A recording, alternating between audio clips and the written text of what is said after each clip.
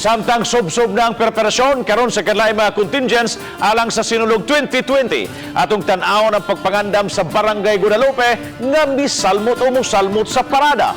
Ano ang report? Hugot nga pagtuo o biblical-inspired ang gibida sa Barangay Guadalupe alang sa ilang pagsalmot sa tribo sa kabataan.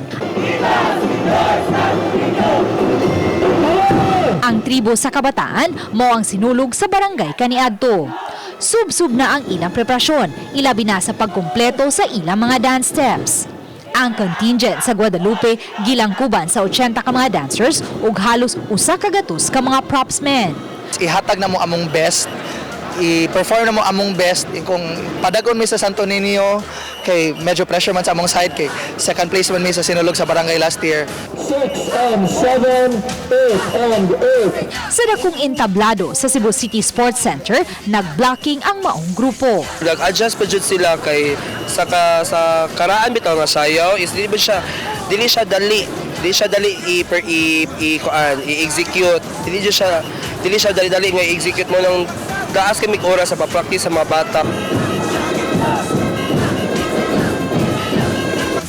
Samtang pinaspasay usab ang paghumanila sa mga gamitong props. Gitabangan sila sa mga artists sulod sa Guadalupe Sports Complex. Uban ni Lian Sinkulan o Cleofer Lumayag, Luan Merondina, Balitang Besda.